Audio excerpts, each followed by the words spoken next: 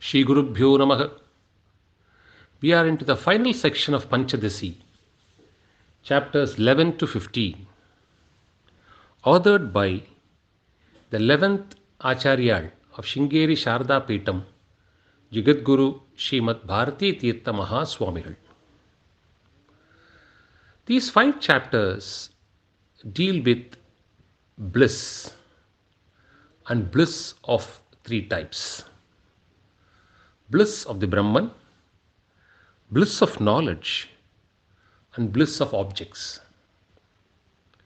Chapters 11, 12 and 13 deal with bliss of Brahman.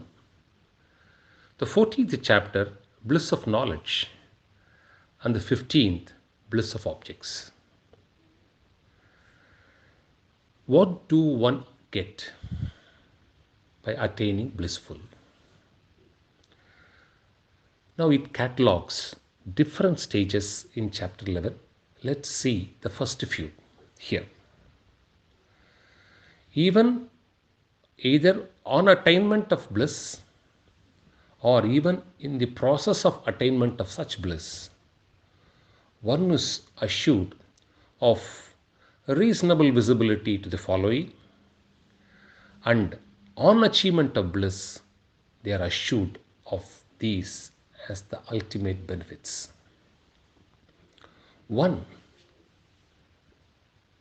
By attaining bliss or in the path of bliss, one loses out fear in their life. Because fear is a product of duality.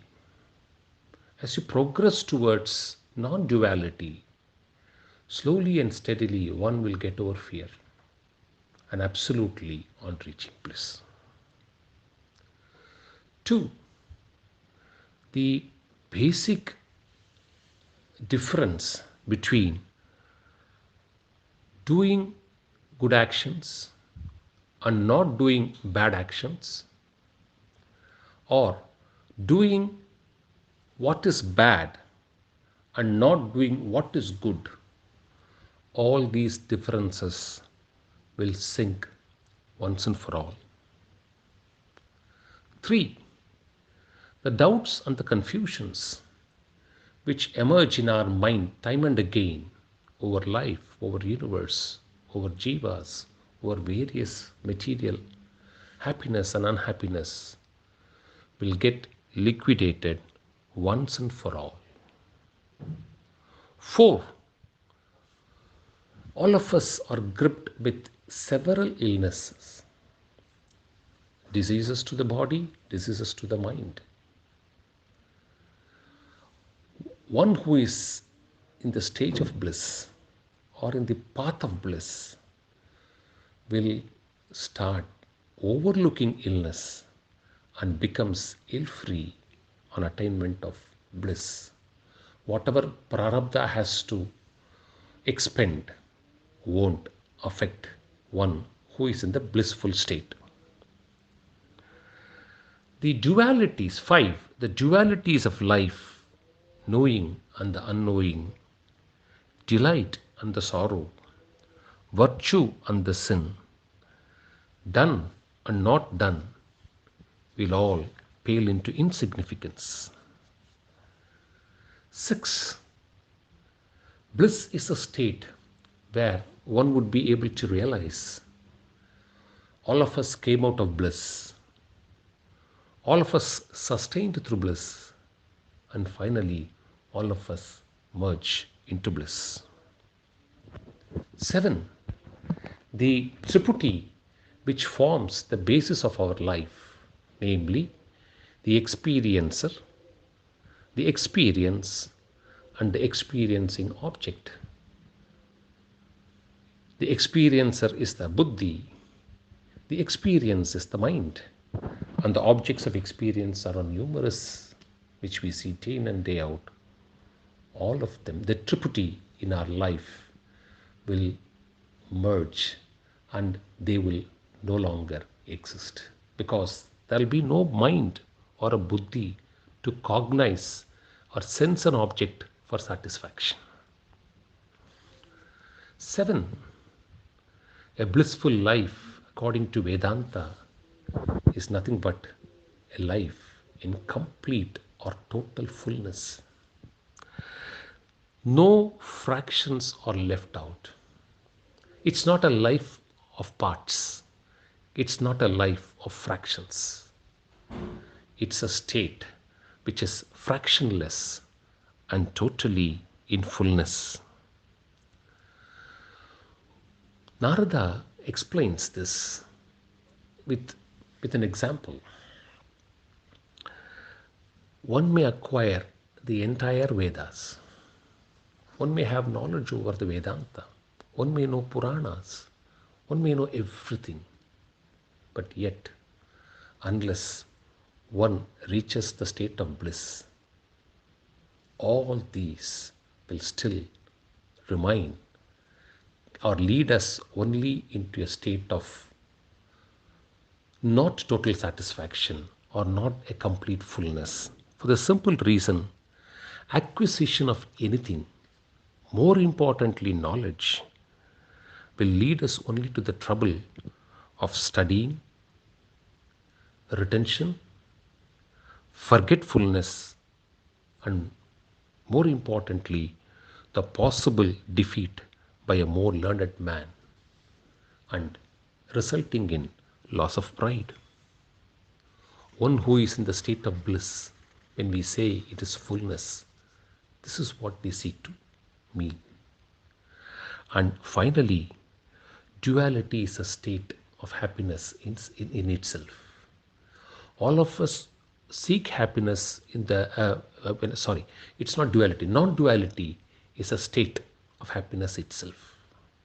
Unlike duality, where happiness is an experience. In non-duality, happiness is not an experience. Happiness itself becomes your nature. Let's continue tomorrow. Shri Gurubhyo Namaha. Let's see today what is the state of bliss during deep sleep. Does deep sleep result in a state of bliss? Vedanta answers it in the affirmative. It says yes. The objection is therefore rise two questions. If you say it is bliss, then that should be undergone and experienced by the person who is in deep sleep. After all, he is in deep sleep. So how do you say it is bliss? If you are going to show somebody else's sleep as an illustration, his or her sleep cannot be cognized by us at all. Therefore, how do you say deep sleep results in a state of bliss?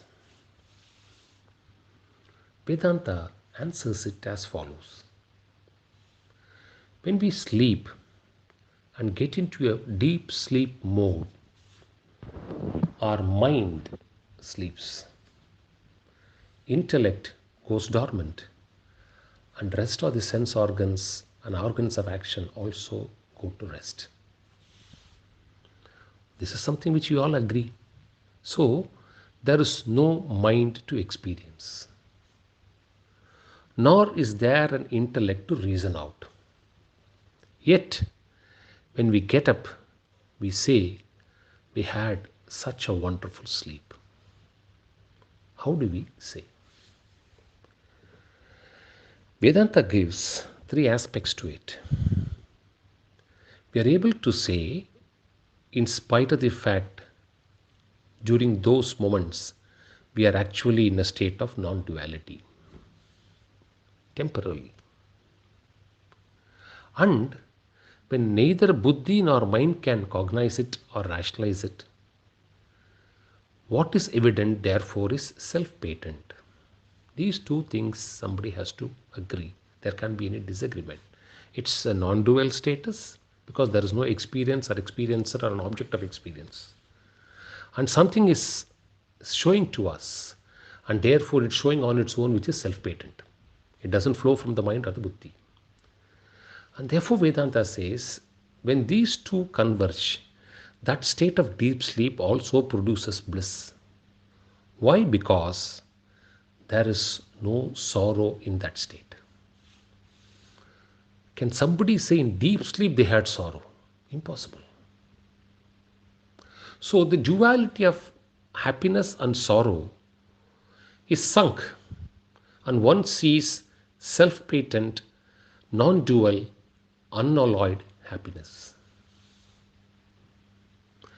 And this is something out of a direct experience during sleep. All the three is achieved directly by everyone who goes into deep sleep. Unlike indirect experience, looking at somebody's face, somebody frowns, we can say that they are angry.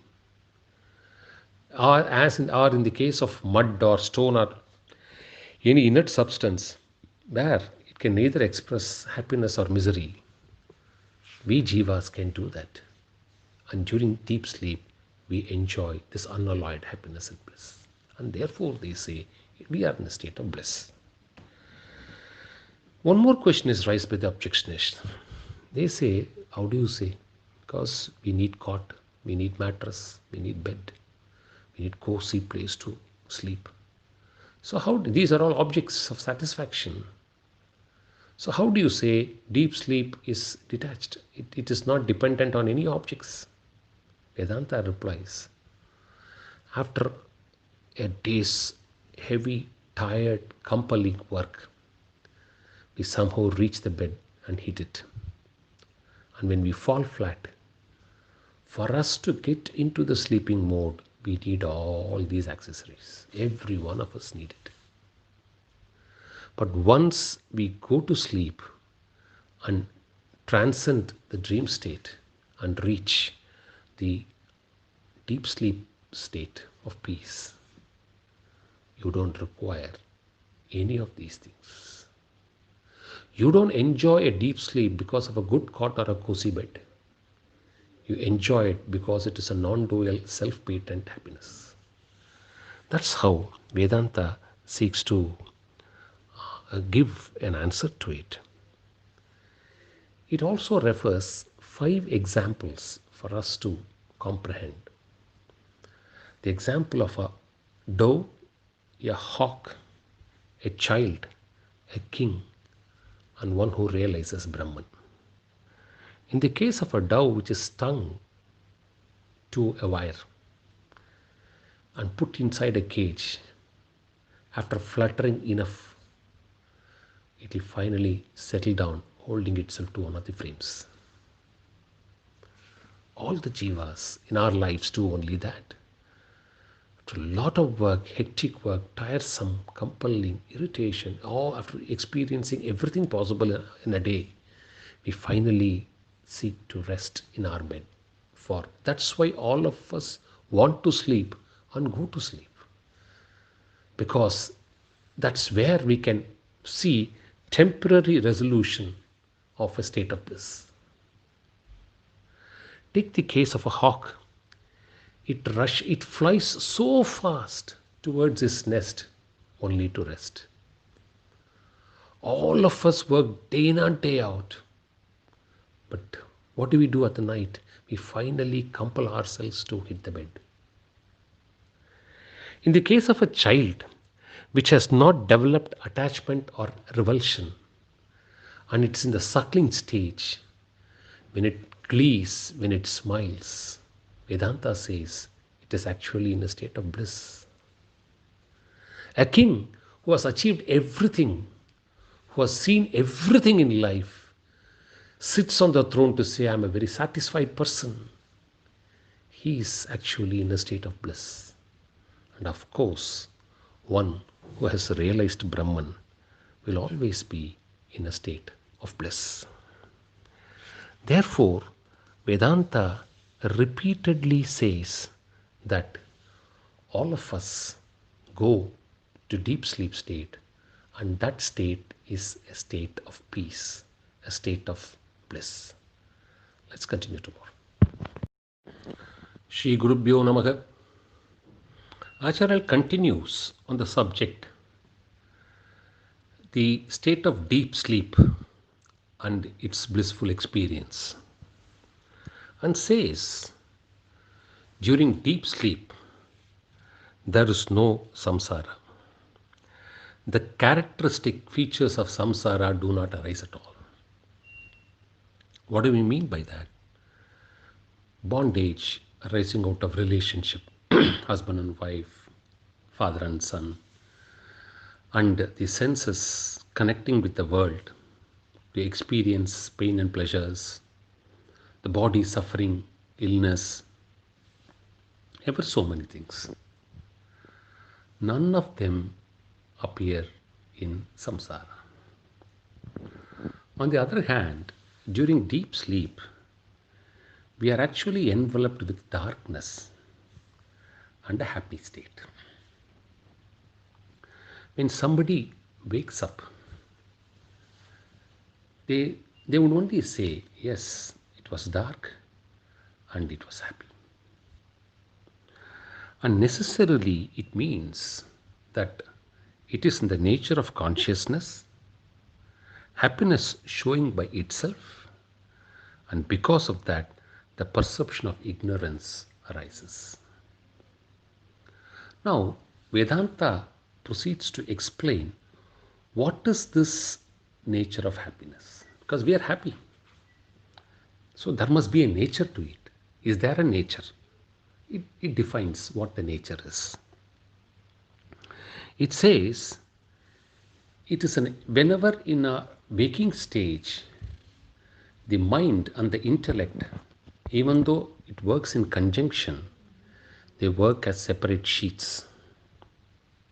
Whereas in deep sleep, they melt together. And that state is called the state of ajnana or nescience. What do we mean by melt together? The illustration given in Vedanta is solid butter. When you melt, it becomes ghee. And allow it to cool, then it slowly regains its solid state.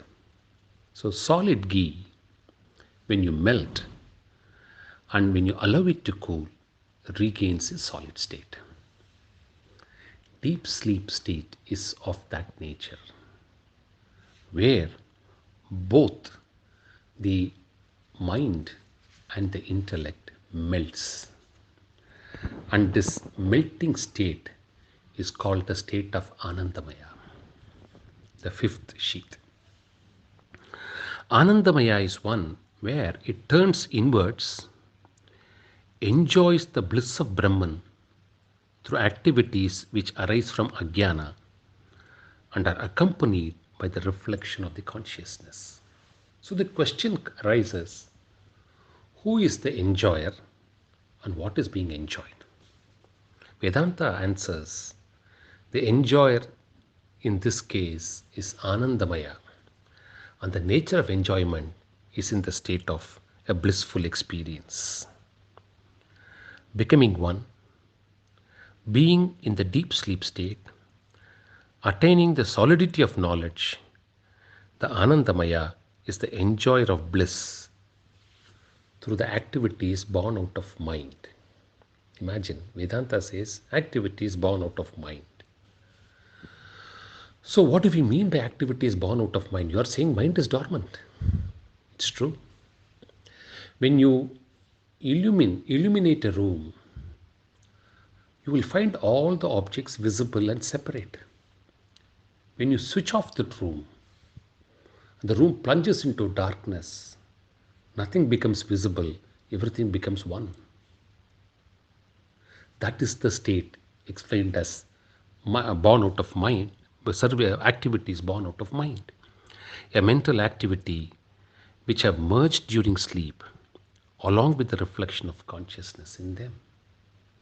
And the example they give is, it's like rice grains pounded together and made into a flour. All our mind and its activities becomes one solid, like a rock, like an ice clad and then melts away. Not a rock is not an example, ice clad in the northern region, says Vedanta.